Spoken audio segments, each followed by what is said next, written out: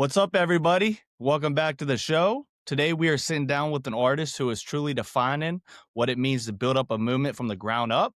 Hailing from Mase, Pennsylvania, repping the 15062 zip code, he's become one of the most influential voices to come out of the Valley. He shared the booth and the stage with legends like Dave East, Montana at 300, and the late Jimmy Wapo.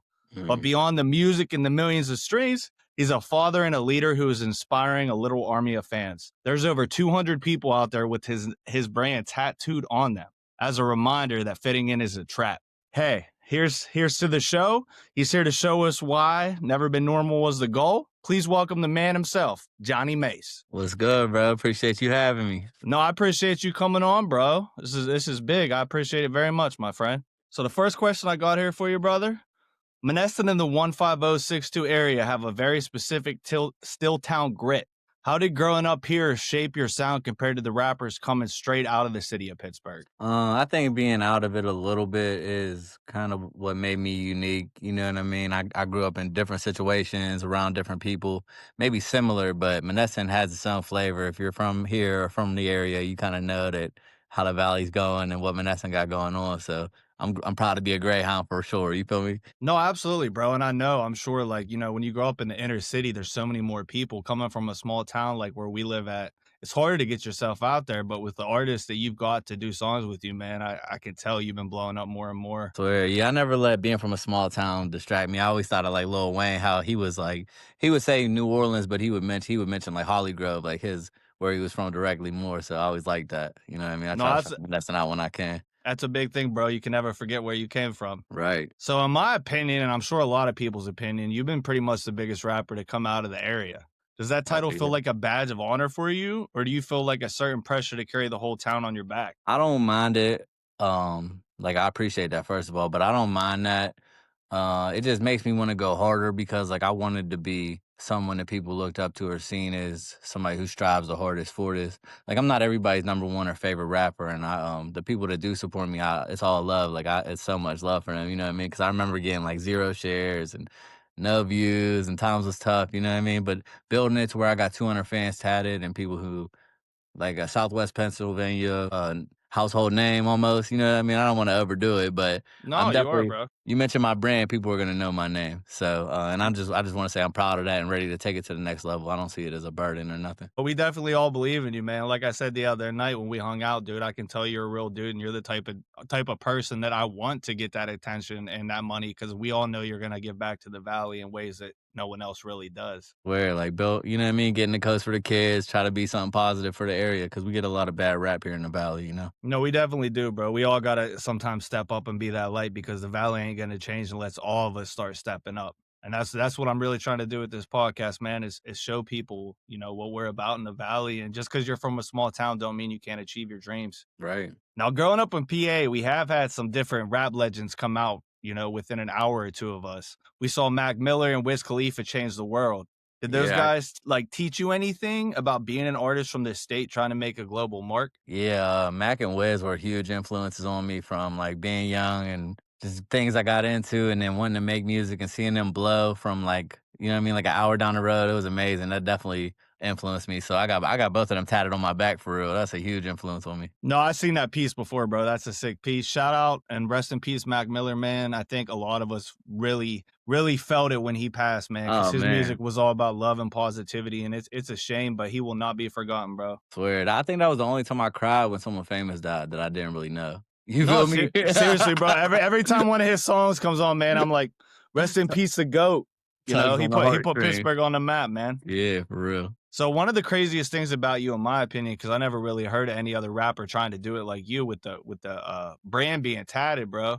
You have over 200 people with Never Been Normal tattooed on them. When did you realize this wasn't just like a slogan anymore, but a literal movement? It just started whenever I was like, I had just come home from Denver. I was in some trouble, and I just felt like I'd like disconnected from everything, and I just took a step back and was like, man, what is normal? My life, I was just going through a hard time. I'm like, my life is pretty messed up right now. What is normal? And then I heard this saying that I'll never forget. It's what's normal to the spider is chaos to the fly.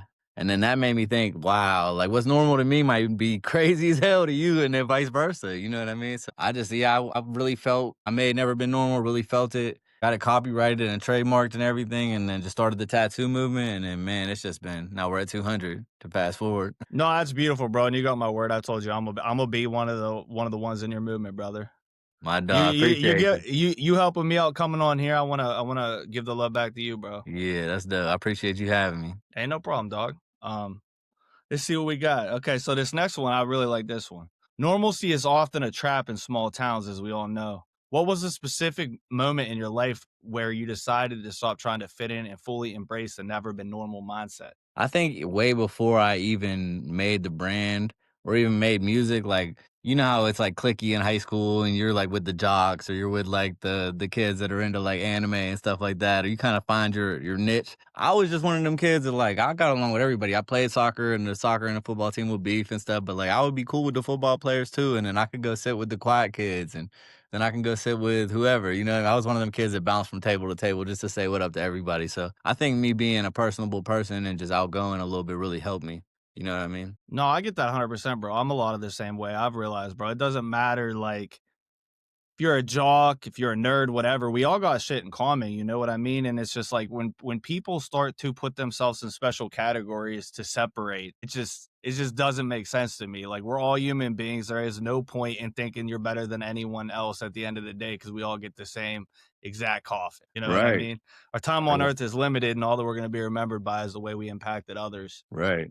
And then it's like, why do we not like each other? We're both failing stats right now. You know what I mean? We're both in the same Yeah, class. Like what? seriously, bro. Yeah, that's just how it be, bro. Some people that are miserable just always gotta find a reason to separate and divide and all this bull crap. And it's just like, Yeah. dude, if we use that energy for positivity instead, this world could be such a beautiful place. Now, you personally, bro, you've been on with two of my favorite rappers, and two of my favorite rappers are Dave East and Montana 300. What Yeah. is the biggest pro tip or piece of industry wisdom that you say you picked up while working with them? I think honestly, it's just be yourself. Like energy, like people can say things and put on a mask and thing, you know what I mean? But it's like whenever you're yourself, that energy speaks for itself. And like me handling good business got me in the rooms with the right people that could get me in contact with those people. And then me being solid, like just on the budget and timing and just being easy to work with, like that will get you further than doing something crazy or just like or having a bad rap or even money. Like sometimes handling business right and just being somebody that somebody could talk to or tell you when things are going wrong. Say, hey, this is messed up, but I'm gonna make it right here. And you just being like, okay, instead of blowing things out of proportion, that will get you further in life. I think so far for me it has. No, that's very true, bro. I've learned in life a lot of times Yeah. when something happens, you don't want to just, all right, bro. On to the next one, bro. I know this is the thing you take a lot of pride in. I always see you making posts about your son. And I always tell men, especially men, because we get such a bad rat.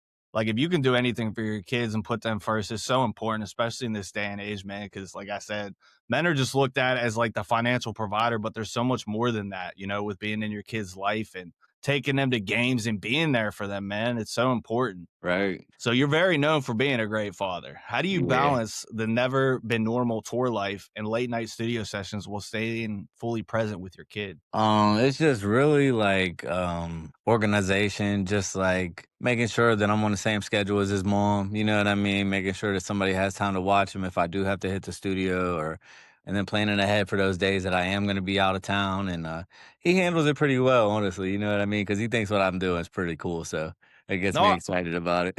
I bet, bro. I seen that a couple of the shows you did. You even brought him like up on stage, and I think that's so cool because you're helping him get comfortable with big groups of people. Right. Like when I was growing up, I had horrible social anxiety, and I know there's a lot of people out there with it. And when you have children and you get them used to that stuff, before they're in their teens and stuff, that's really going to help him. I feel like in his future with being a social person himself. Right. Sure. Big Yeah, he time, bro. loves rocking the stage with his dad. That shit's so dope. I got this No, picture I'm gonna put up on the wall because of him on stage with me one day. It was so awesome. no, I'm sure, bro. And then one day when he gets older, you guys can reflect on that. I'm sure that will be some of the best moments in your life, bro. Right, right. So I know a lot of what you do is pushing good vibes. So was there like a specific dark moment in your career that made you realize you wanted your music to inspire rather than just entertain? I had started music in like 2010 and my dad passed in like 2015. After that, I was like, went through a really hard time like dealing with that because I never really knew my mom. I was one of them kids that grew up at grandma's crib. The family that I do know is on my dad's side. So when he died, I felt even disconnected from them. Yeah, that was a point where I almost was like, okay, I'm done with music. Like, I just got to survive right now. I was just in survival mode. Like, I got to get through this however I can. And I didn't always choose the best ways, but I changed myself a lot for the better, and yeah, I'm just being there for Giotto, and yeah, and the music really saved me. That's why I got "Music Saved My Life" tatted on my neck because it's like really something that helped pull me out of the darkness. No, that's beautiful, bro. I mean, I think all of us we hit them rock bottom points. The difference to me between a successful person and someone who's not is when something bad like that happens. Obviously, you have to cope with it, but there's good ways to cope and there's bad ways to grope. And it sounds like to me a lot of your traumas you put into your music, which in my opinion helps you heal, but also makes other people realize like, hey, dude, there's other ways to cope with this than just sitting by yourself in a dark room, you know? Right, right. Yeah, and somebody told me that the only difference between normal people and successful people is that you'll never know when a successful person is going through something. And I think that has a double edged sword because like those people don't get to talk often and don't get to get like a lot of their inner problems out, which could be unhealthy. But it's also better than the people that are on Facebook all day, like just complaining about life. It's like you got to be the one to go fix yourself. Nobody's coming to save you. You know what I mean? No, that's facts, bro. Especially with being adults, like no one really gives a shit. I do think it's super important for you to have a circle of friends though that when you are feeling like that to get that shit out. Because I know a lot of people that just let that build up and then they end up collapsing, whether they start doing hardcore drugs. You know, their life just starts falling apart all because of Right, it. And one thing I've learned is like when I feel some type of way, I got a couple people I talk to, and then it's like, okay, if I talk to them for a couple minutes, instantly I feel that much better because I'm not just going back and forth in my head all day, you know? So this one's pretty cool too. This is gonna make you think, I think. If your kids were to listen to your entire discography 10 years from now, like your entire all the music you put out, I know I pronounced that way wrong. it's cool. What Discography. Yeah. what is the one specific lesson you hope they take away from your music? um. Honestly, that everything wasn't always good, but I never gave up, and then they'll hopefully he'll realize that even whenever things weren't good, I was still there for him, and he didn't even know. You know what I mean? No, that's important, bro. Because I mean, as he gets older and realizes like life ain't always a cup of tea. There's a lot of hard things, bro. And what I've learned is the things that feel the hardest or give me the most anxiety. A lot of times are the things I need to do the most. Right. Because nothing's worse than living in regret and wondering about what ifs. Like it's better to try something, fail at it 100 times. At least you know it might not be for you than just be like, well, I wish I did that. Right. You know, time on earth is so limited, bro. Yeah, it's precious. Very, very. What is one normal thing that most people do that you absolutely can't stand or relate to? It's crazy that I'll say this, but alcohol. Now, I was a heavy drinker, and I just think it's like most of my friends still just go to the bar on the weekends or go party, and I'm just like, I'm almost 3 years sober now. On March 27th, I'll be 3 years, no alcohol, nothing but a little bud, and yeah, I'm just super proud of that, man. I don't wanna, yeah, can't go back to that, and it's super popular. Everybody does it. You see alcohol in every commercial and every gas station, but it's really one of the worst drugs. No, big time, bro. It's just like nicotine. And I was telling you the other night, to be real with you, I think you withstanding from alcohol is one of the hardest things in the world someone can do because when you're in your feelings now, you don't have anything to numb it. You have to face yourself and face what you're feeling instead of just grabbing a bottle and feeling okay for the night and then waking up the next day and doing the same thing because you can't Feeling handle it. worse. Yeah. You know? Right. I ain't perfect myself with that, bro. I would love to get myself to that point. I'm gonna try to do a lot less drinking this year Yeah, because that's all. it's a Small steps, slippery bro. scope. Yep, Yeah, you feel for me? sure, bro, for sure. So we all know there's a lot of kids in the valley right now that are just feeling stuck in their zip code. Might think like, hey man, I was born in a poor area. I'm gonna be like this the rest of my life. My mom and dad really didn't do shit, so I ain't gonna be shit. What do you have to say to those kids to make them see that, okay, just because my parents were like this or because my environment was like this doesn't mean this has to be the rest of my life? I would just say you gotta be the one who makes it. Anybody can be. You just gotta be that one person that doesn't quit. That's really what it comes down to. Like I watch Nipsey Hussle all the time. His videos, RIP to him. It's just like he was like, I went through every emotion. Only difference is I didn't stop. And I always said like, even if I don't blow to where I'm making millions or have my own sellout arenas. Like if I could just plant the seed in the next generation of somebody that comes from the area and is like, you know what, man, did pretty good with the music. I could do this. Just like Mac and Wiz did for me, you know what I mean? I think that I would see it as a success. No, that's beautiful, bro. That's what I feel like a lot of these communities need is someone stepping up and making them see like, okay, this dude came from where I came from. If he can do it, I can do it. I'm a human, you know, and that's my same goal with the podcast stuff, bro. Like if it ends up blowing up, awesome. If not, at least I can shed some light in this dark world because all the media ever tries to do is divide us, tell us about all the horrible things going on. But if you pay attention to your environment, especially in the valley, I do customer service every day. There's a lot of good people out there and there's a lot of good things going on out there, but you have to take off the blinders from the media and shit and actually be out there and experience real life. And it's really not as bad, in my opinion, as they make it out to be. Right. Yeah. And make your own decisions and have your own opinions on things. Don't just see something on the news and then be like, this is how I have to think. You know what I mean? No, absolutely not, bro. Because especially with AI now, dude, I mean, who knows how much we see is real? You know, so much far right wing and far left wing, all like just spams Facebook and TikTok with all these fake stories trying to pit us against each other. And at the I end of the day, know. we're all Americans. More Right. importantly, we're all human beings and we need to Humans. just, you know, grow and support each other, man, instead of Right. tearing each other down. That's what it's about. So this Mm-hmm. is going to be my last question I got for you, bro. All right. And this is a big one. All What is the right. next chapter for Johnny Mase? I know you got a bunch of big things going on this year. I know you probably don't want to say all of it, keep some stuff hidden. Yeah, But of what course. can we expect from you in 2026, bro? I got my album Gotham 2 coming, and I got a lot of singles that I believe in, and I'm just gonna change how I approach dropping them. That's really all I'm gonna say. I got some new ideas of how I'm gonna put things out, so it should be a fun year. It's about to get exciting. You feel me? No, I can't wait, bro. I can't wait. Me and my buddy, we actually went to a concert last night, and on the way home today, I was playing Trap Don't Close. I was like, yeah, this is the dude I'm having on my podcast. My boy really liked it too. He never heard your stuff before. For Hell real. yeah, man. Hell yeah. So hey, But hey, bro, I really can't thank you enough for coming on and dropping these gems for me, bro. It's rare to see someone balance the grind of the music industry with the heart of being a great father while staying true to the message of positivity. Before we get out of here, I want to make sure the listeners can join the movement.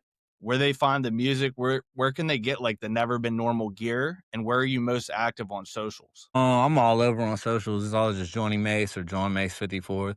And then yeah, tap into the new music videos, tap into the new music. I've been dropping a song a week to end the last couple months of 2025. Yeah, man, just follow me. I'll follow back, and I hope it's all love. What? And that's pretty much it for this episode of the podcast, brother. If anyone out there is listening to this and you feel like you don't fit the mold, remember you're not supposed to. Find your passion, embrace the Never Been Normal lifestyle, and we'll see you guys on the next episode. Peace. I appreciate you.